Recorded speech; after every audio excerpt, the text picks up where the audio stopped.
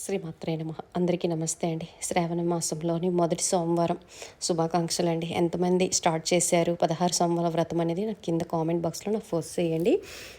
ఇగోండి నేనైతే ఈ వేళకి 3వ వారం అండి. చక్కగా స్వామివారికి మార్నింగ్ పూజ చేసేటప్పుడే పార్థివలింగాన్ని తయారు చేసుకుంటున్నాను. ఎందుకంటే సాయంత్రం ప్రదోష వేళలో స్వామివారికి నేను పూజ చేసుకుంటున్నాను కాబట్టి.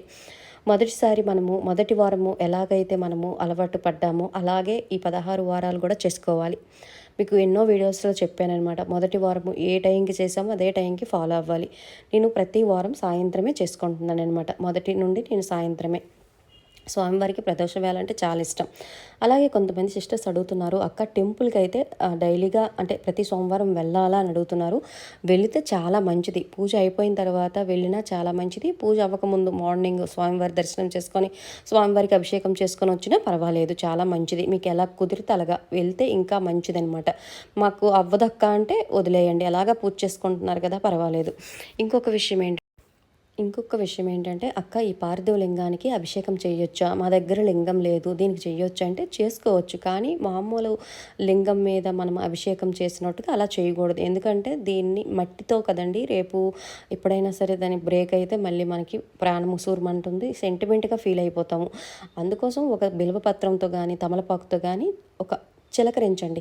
అంటే మనం స్వామివారి పైన కొంచెం చుక్కల్లాగా చిలకరించి పంచామృతం సమర్పయామి, గంధం సమర్పయామి, ఏ దేంతోనైతే మీరు అభిషేకం చేస్తున్నారో అవన్నీ వెయ్యండి స్వామివారి దగ్గర కొంచెం కొంచెము. మరీ అభిషేకం లాగా చేయకండి. ఇప్పుడు నేను వీడియోలో చూపించిన విధంగా మనం ఈ విధంగా చేయకూడదనమాట. అలా చేస్తే రేపొద్దుట మెత్తపడిపోద్ది అనమాట, మెత్తపడిపోయి బ్రేక్ అయిపోద్ది. ఓకేనా. ఇంకొక లింగం మీ దగ్గర ఉందనుకోండి, దాన్ని చేసుకోండి. అలాగా చిలకరించిన అభిషేకం చేసిన లెక్కే వస్తుందనమాట. ఇంకొక విషయం ఏంటంటే ఏం తినాలక్క అని అడుగుతున్నారు. ఈరోజు మాత్రం సోమవారం మీకు ఆరోగ్యం బాగుంది, హెల్తీగా ఉన్నామంటే ఉపవాసం ఉండండి. ఇప్పుడున్న సమస్యలు ఎక్కువగా ఉన్నాయండి. షుగర్లు, బీపీలు, థైరాయిడ్ ఇలాంటివి ఉండడం వల్ల ఉపవాసం అయితే ఉండకండి. కొంచెం తేలికపాటి ఆహారం తీసుకోండి. అయితే ఉప్పు, ఎల్లుల్లి వేయకుండా చక్కగా ఏవైనా తినండి. అంటే నేనైతే ఓట్స్ చక్కగా పెరుగులో కానీ లేదంటే పాల్లో కానీ ఉప్పు వేయకుండా చక్కగా పెరుగు వేసాను అనుకోండి, ఉప్పు వేయనండి, ఓట్స్ తినేస్తాను. ఎందుకంటే నాకు కూడా షుగర్ ఉంది కాబట్టి.